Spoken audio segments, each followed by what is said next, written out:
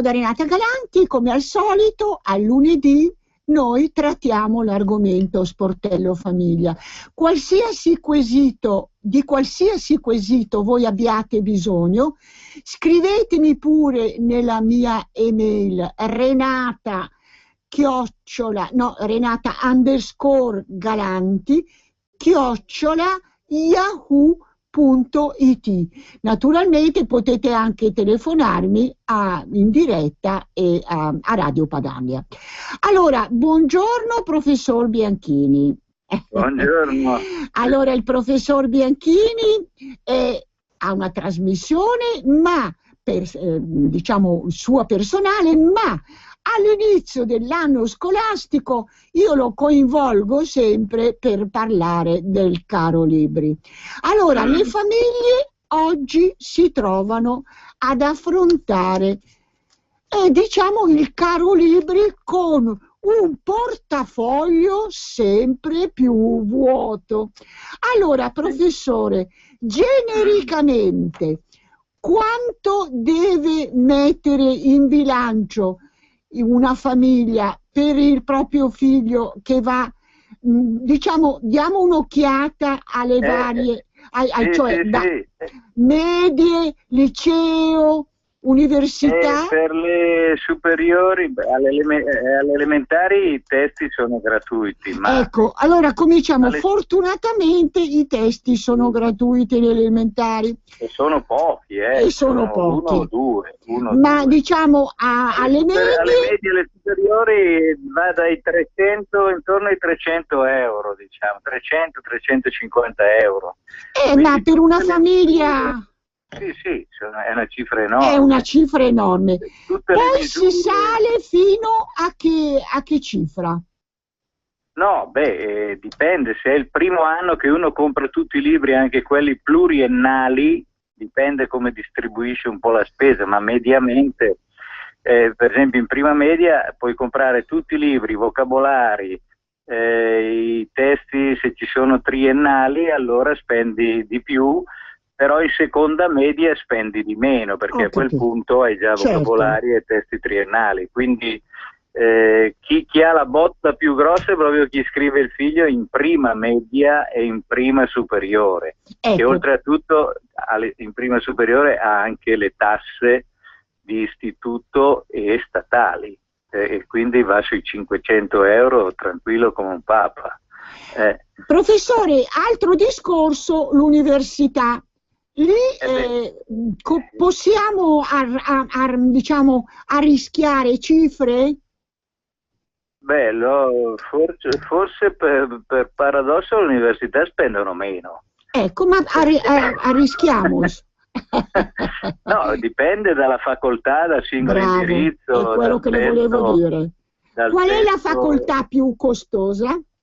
Ma questo non lo so, però così così banaso direi medicina forse, sì, giurisprudenza, però dipende, perché lì non c'è l'obbligo dell'acquisto del libro di testo, cioè ci sono anche facoltà che hanno delle dispense, ci sono facoltà dove le dispense le stampano delle cooperative di studenti, quindi è tutto diverso il meccanismo, e tutto sommato per ora, per fortuna dico io, ancora l'università non è obbligatoria, perché se fosse per la corrente statalista italica sarebbe obbligatorio già l'asilo e anche magari un anno o due di università, perché questi c'hanno la fissa di continuare a estendere l'obbligo scolastico e dando sempre di più una scuola. No, diciamo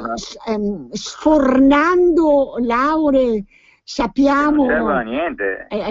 Lauree, per esempio, la laurea in comunicazione ha prodotto disoccupazione. Sì, ma tutte producono disoccupazione, forse escluso quelle collegate un po' all'informatica, che oggi ha un suo mercato con qualche espansione, e poi quelle classiche di professioni, ma per gente che è già inserita, cioè se uno è figlio di un avvocato che ha uno studio, fa giurisprudenza e poi va a lavorare. Ma diciamo che complessivamente la laurea non produce il posto di lavoro, e la pressione poi si scarica tutta sulla scuola, sugli insegnanti, e infatti abbiamo, ma sono cose vecchie di decenni. Sì, ma non cambia mai, professore. Non cambia mai. Abbiamo una telefonata. Pronto? Sì. Buongiorno. Buongiorno, ascolti, sono Luigi da Brescia. Va bene. Io, allora, abbiamo visto io e mia moglie una cosa a proposito della scuola con i libri. Ho una figlia che mi passa, praticamente va in terza media. I libri della figlia potrebbero passare alla seconda figlia, che mi passerebbe in prima. Sì. Se portati a prendere i libri, cosa succede? Che i libri ce li abbiamo, ma sulla copertina, quella trasparente dei libri, cambia codice. Praticamente noi abbiamo speso i soldi per i libri quando ce li abbiamo già, perché abbiamo guardato il libro all'interno, c'ha lo stesso codice. Mi piacerebbe sapere come... cose qua. Bella domanda, bravo, bella domanda. Professore, a lei la risposta. No, è che cambiano, ci sono delle leggere variazioni e cambiano le edizioni. C'è l'edizione nuova della stessa casa editrice, e quindi uno usa quella vecchia e non dà retta a quello che c'è scritto sull'elenco che viene sfornato dall'istituto, oppure compra quella nuova, oppure non c'è niente da fare, oppure fa le fotocopie delle parti diverse, dipende, ognuno lì si deve arrangiare. Ma scusi professore, io oso parlare, perché la parola giusta sarebbe speculazione. Speculazione è l'andato, ma sono decenni che tutti i ministri dicono che adesso cambiamo, che metteremo i libri di testo online, così chi vuole li scarica gratuitamente. Non funziona niente, e di fatto poi gli insegnanti il libro lo usano. In teoria non è neanche obbligatorio l'uso del libro di testo nelle scuole, perché poi anche questa è una vecchia controversia, e anzi per anni ci fu la lotta dei docenti tempopienisti contro il libro di testo ufficiale. Dicevano l'insegnante deve usare vari libri, vari materiali, e non un libro di testo stereotipato, eccetera, eccetera. Una lotta d'avanguardia, d'avanguardismo pedagogico, che è stata completamente abbandonata. Poi ci fu una fase in cui qualcuno sostenne che si poteva fare il libro di testo unico, no? Cioè, ecco. Perché ci sono libri di testo diversi non solo nelle varie scuole, ma nella singola scuola. Ci sono libri di testo in matematica. Questo è l'assurdo. Perciò, professore, abbiamo un'altra telefonata. Buongiorno. Pronto? Buongiorno. Buongiorno a lei. Scusate, io cambio argomento. Prego. Però mi sento di dover parlare. Volevo esprimere il mio cordoglio per l'uccisione di 3 suore italiane in Africa. Sì, ha fatto... E volevo sottolineare che questa classe di radical chic da pisciatoio ci viene a dire che ci portano la loro cultura e li vanno a prendere. Lo so che molti miei... ma ne hanno parlato tanti.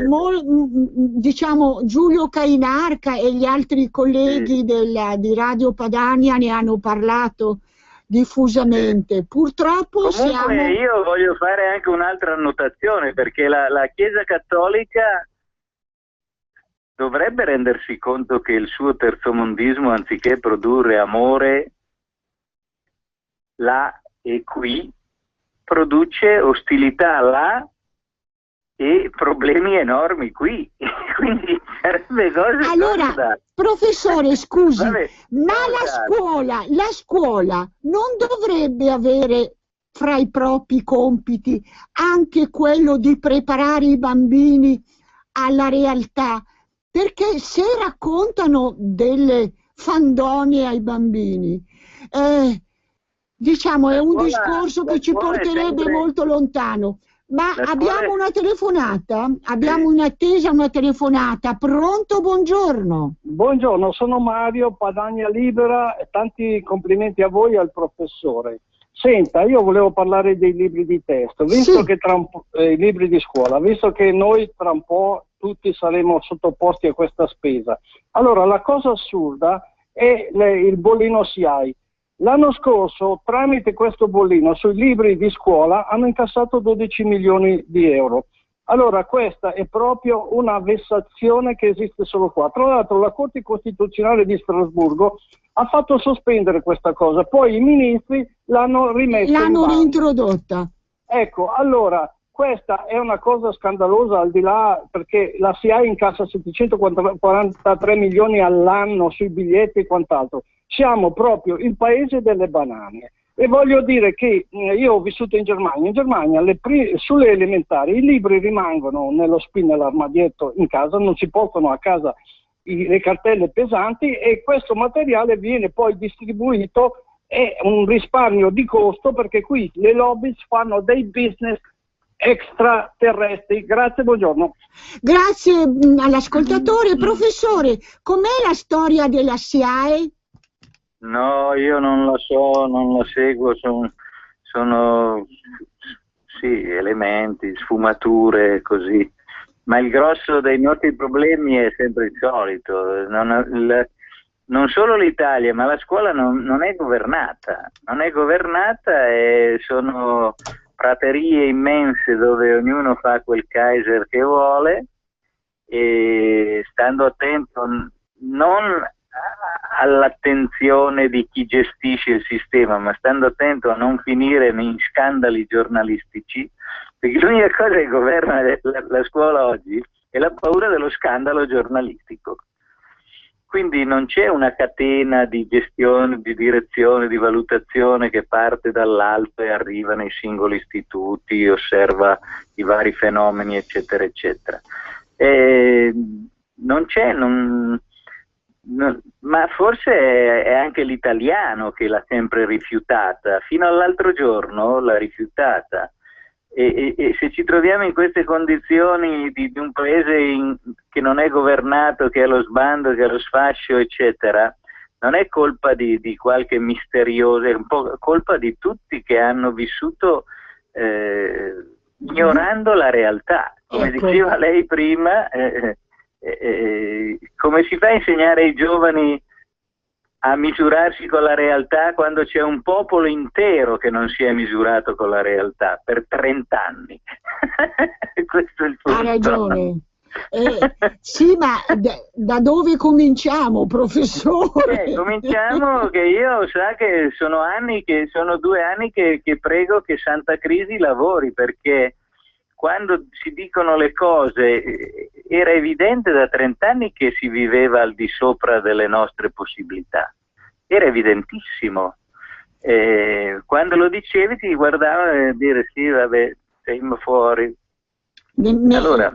Allora spero che Santa Crisi ci porti tutti a ritrovare il senso della realtà. Allora, torniamo al costo dei libri, perché abbiamo affrontato questo argomento. Allora, le famiglie in difficoltà, che strumento abbiano? Possono rivolgersi in difficoltà, poi la difficoltà c'è quella riconosciuta, cioè il reddito e gli indicatori di reddito che uno chiede al comune, vanno ai servizi sociali del comune. Oppure uno scrive al preside o all'insegnante e dice guarda che io più di questi libri non riesco a comprarli, e quindi o me li date voi o mi date le fotocopie, oppure non so come fare. Ecco, quindi praticamente ci si può rivolgere al proprio comune, al comune ai servizi sociali? ai servizi sociali, all'assessorato alla pubblica istruzione, all'assessore alla pubblica istruzione dice: oh, io non riesco a comprare i libri, o mi fate voi le fotocopie, o me ne date uno insomma. vecchio.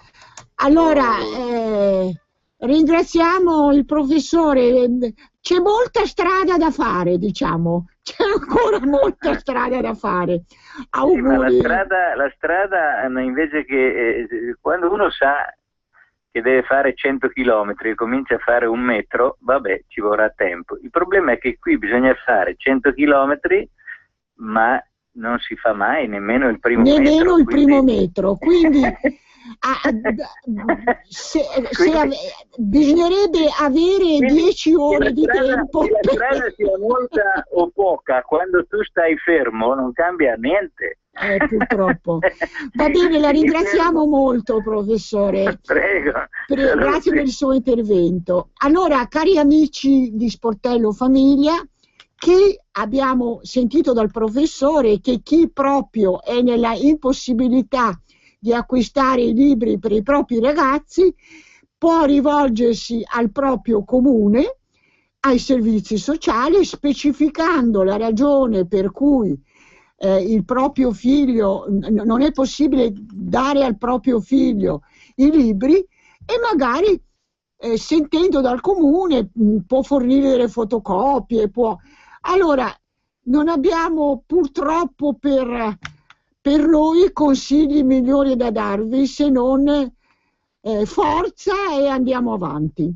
Allora facciamo una breve pausa e poi ci risentiamo. Sei veramente pronto per sentire la mia voce?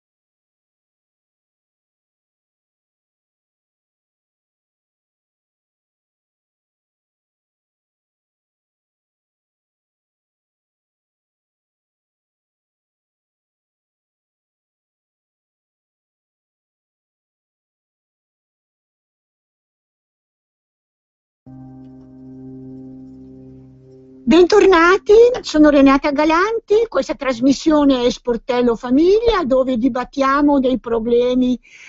Io ho ricevuto, anzi ringrazio quelli che me le hanno mandato, richieste di ogni tipo, parla di questo, parla di quell'altro, e allora abbiamo appena sentito il professor Bianchini con cui abbiamo discusso del caro libri. Adesso abbiamo il piacere di dare il buongiorno a Marco Scatton. Ciao Marco. Ciao, buongiorno a tutti. Una vecchia conoscenza, vecchia non di età, ma anche se non sei proprio un ragazzino. No, il cappello bianco c'è. Quindi. Ma dicevo, una vecchia conoscenza di Radio Padania perché ci aiuta a districarci fra i vari problemi. Allora, caro libri e caro bollette. Allora, molte persone, sappiamo, si trovano in difficoltà. Il diluvio di bollette che ci aspetta da qui ai prossimi mesi. Se una famiglia, diciamo, non riesce ad affrontare, cosa può fare? Può rateizzarne alcuna? Insomma, cosa dire delle bollette che ci stanno arrivando? Abbiamo saputo che l'immondizia costa come l'oro adesso, ma non basta. Allora aiutaci a capirne di più. Allora, io ho dato un po' un'occhiata, mi sono documentato questa mattina sulle possibilità del pagamento rateale. Allora, prima di toccare le tasse comunali, do così faccio una panoramica. Ora, per quanto riguarda gas e luce, l'unica possibilità di pagare a rate è quando arrivano delle bollette che sono superiori alla media, diciamo, delle bollette precedenti. A volte capita che o perché non hanno fatto la lettura o perché è stato un problema anche di tipo amministrativo, arriva un conguaglio, per esempio uno paga 100 euro a bimestre, arriva la bolletta con 400 euro, no? Ecco. Quindi anche per errore del fornitore che ha fatto delle bollette sottostimate. Sì.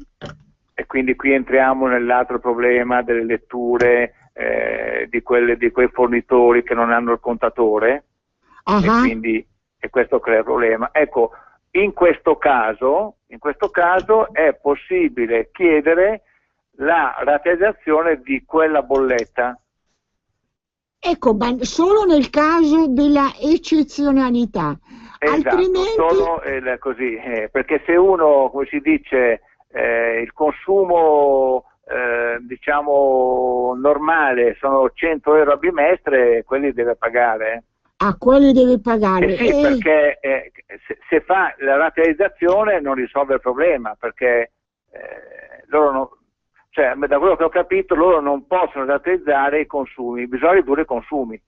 Ecco, bisogna ridurre. Ma allora adesso ci metto la spina avvelenata in questi discorsi, perché gli appartamenti occupati abusivamente, come fanno ad avere la luce se nessuno paga le bollette? Come mai i signori occupanti degli appartamenti abusivi, attraverso quale meccanismo riescono a, diciamo pure, a fregare le aziende fornitrici? Come mai? Io abito purtroppo a San Siro, in un quartiere disgraziato, dove è venuto Matteo Salvini recentemente in via Abbiati, e abbiamo visto appartamenti occupati abusivamente da extracomunitari e anche da italiani, bisogna dirlo, che godono di una, diciamo, di un trattamento di favore. Ma com'è possibile che se a me non pago la bolletta tagliano la luce e l'extracomunitario entra il marocchino, come è successo in un appartamento, entra il marocchino con la moglie incinta, allora lui può?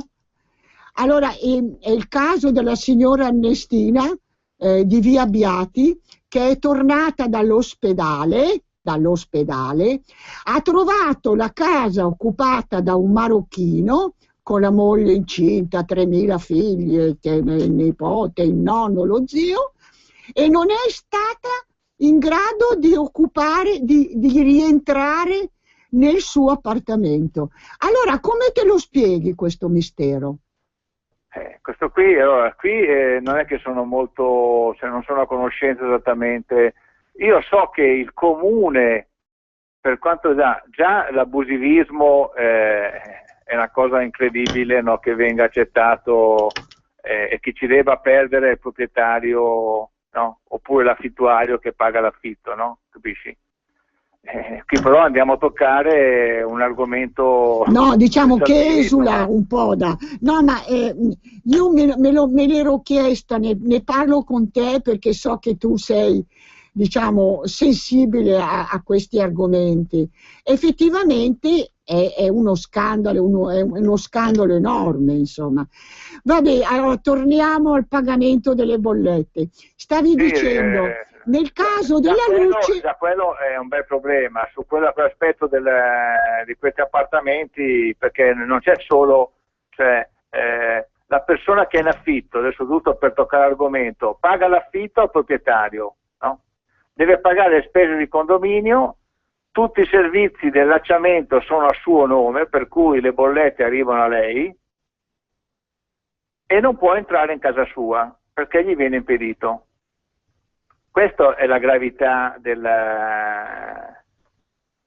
fatto. Ecco, bella osservazione, cioè, ma se le bollette sono intestate alla Shura Ernestina, la signora Ernestina che non paga, che evidentemente non è rientrata nel suo appartamento, viene tagliata la luce?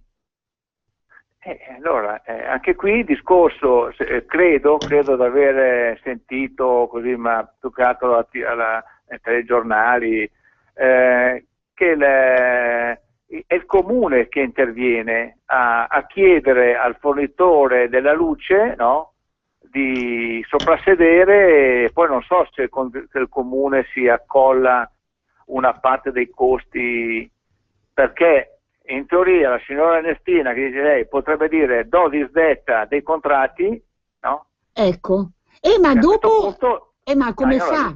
Come fa? Quanto? Ma lei dovrebbe ricorrere, credo, al prefetto per abuso, questo abuso così evidente che non ha neanche bisogno di commenti. Ma secondo me uno non dovrebbe neanche chiedere. Fa presente e dovrebbe essere una cosa automatica. No, invece no, bisogna andare tramite un legale per avere... ma capisci che è una cosa che fa non solo arrabbiare, ma diciamo è scandaloso, una persona anziana... È scandaloso l'atteggiamento dell'autorità su questi aspetti. Va bene, allora andiamo avanti nel panorama. Ecco, allora, stavo dicendo, per quanto riguarda bollette, luce e gas, l'unica cosa che si può rateizzare, quindi è un diritto, nel momento in cui arriva una bolletta sproporzionata rispetto alla media delle bollette precedenti, praticamente quella bolletta può essere pagata a rate, quindi bisogna contattare l'operatore, quindi A2A, Enel, quello che è, chiedere una suddivisione sulla quale ovviamente si pagano gli interessi. Ecco. Interessi però che sono l'1,5, l'1,7%, e quindi c'è un accordo. Ovviamente cosa significa? Che quell'importo viene pagato a rate, però comunque le rate, le bollette bimensili, quelle arrivano tutti ogni 2 mesi. Ecco, purtroppo non c'è scappatoia. Allora, le altre bollette, diciamo sulla immondizia, io l'ho detto che l'immondizia la paghiamo peso d'oro. Ci sono purtroppo non belle notizie. No, ecco, anche lì il discorso dell'immondizia, bisognerebbe informarsi, adesso non ce la faccio oggi a leggere, ma se uno è nelle condizioni, quindi c'è un discorso, chiamiamolo di ISE, no? Sì. famosa ISE La che famosa deve essere ISE richiesta, ecco, che se uno ricordiamo ha ISE, denuncia il vostro stato di contribuente, cioè può essere zero, può essere... esatto. Allora, nel momento, penso che il comune, perché so che il comune in certi casi interviene con un contributo. Ecco, bene, ecco, buono Ecco, sapersi. quindi bisogna informarsi, perché ovviamente ogni comune è diverso, quindi non posso fare il riferimento di Milano, certo. no? Okay? Ma uno praticamente prima deve andare a farsi rilasciare l'ISE dai patronati, certo. no? Quindi se uno non ha il conto in banca, non ha la casa di proprietà, ha solo lo stipendio di una persona, va lì con quello, ovviamente il punteggio che gli dà l'ISE sarà un punteggio. Con questo documento va in comune e chiede che c'è, mi sembra, un contributo sull'affitto anche. Ecco, no? però sempre il comune. Allora, diciamo, diamo un consiglio generico. Se voi non ce la fate, informatevi presso il vostro comune delle possibilità di rateizzare o di avere un contributo. No, è un contributo, attenzione. È un contributo, ma comunque qualcosa bisogna sganciare, caro Scatton? Beh, diciamo che il comune, io non so con quale regole, perché darà un contributo per certe spese, però la siccome il fornitore della luce e del gas è un privato, no? L'unico diciamo, accordo che ha fatto con l'associazione dei consumatori è quello di dire: bene, è arrivata una bolletta sproporzionata, io non posso pagarti 500 euro di colpo, no? Perché io ne pagavo 100, allora a questo punto, siccome sei tu che hai sbagliato a farmi le letture o a farmi la fatturazione, io ho diritto a pagare, perché è dovuto, innanzitutto è dovuto, perché dalle letture c'è stato il consumo, capisci? Non sto parlando di errori. Cioè, nel caso di errori è un altro discorso. No, nel caso di errori è un'altra cosa, lì che fa la contestazione. Ma nel caso ci sia stata la lettura regolare? Sì, che praticamente le letture sono corrette e la fatturazione è stata, diciamo, è sbagliata, perché hanno fatto pagare la stima senza mettersi dentro la lettura, poi alla fine arriva la lettura. Ora, giusto per spiegare agli ascoltatori come funziona, i contatori sono gestiti dall'operatore, diciamo, che fisicamente ha messo il contatore. Sì. Quindi A2A e Enel. Gli altri operatori, loro fanno solo un discorso di fatturazione, ma la lettura dei consumi è fatta da Enel A2A. Cosa succede? Che se A2A o Enel comunicano in ritardo la lettura, è chiaro che l'altro operatore, che è puramente commerciale, continua ad andare avanti con le stime. Ecco, allora si chiede un chiarimento, insomma. Sì, allora lui cosa fa? Fa le stime, poi gli arriva la lettura, no, fisica del contatore e uno dice: come? Io ho stimato che consumavi 100 kW al mese, no? Adesso scopro che ne hai consumati 800, ma lo scopro in ritardo di 7 mesi. Ti faccio la fattura di quello che mi devi. Allora, ecco che arriva la bolletta che che è, diciamo, un grosso colpo, ma è una stima vera. No, cioè esatto, non è una stima. Esatto, c'è un consuntivo preciso da lettura, non è stimato. Allora, attenzione, una cosa è la presunzione di consumo, un altro è il consumo effettivamente utilizzato, no? Questo esatto, stai dicendo, sono due cose diverse. Io stimo che tu consumerai 100 e ti fatturo 100, poi quando verifico vedo che tu hai consumato 800 e quindi ti devo fatturare la differenza. Benissimo. Allora, abbiamo una telefonata, pronto? Sì. Pronto? Buongiorno. Buongiorno, sono Piero di Abbadia, al Lago di Como. Buongiorno Senta, Piero. è molto interessante quello che il signore sta spiegando, ma noi stiamo cercando di risolvere il problema, ce ne sono tanti sulla questione delle bollette, ma io vorrei andare all'errore principale, cioè al peccato originale, cioè cito il caso di queste zone.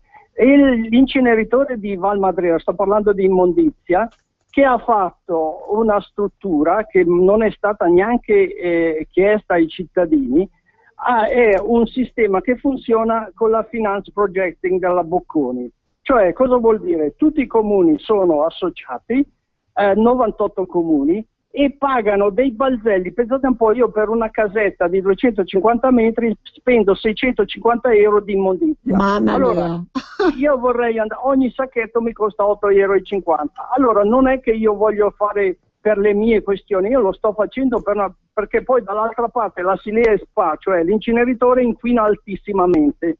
Allora, il problema è questo. Prima di tutto la Lega secondo me si dovrebbe far carico del fatto di fare come in Germania, cioè l'immondizia deve essere calcolato a peso, cioè se io sono in una casa di 300 metri e abito con 2 persone, non posso pagare quello che pagano.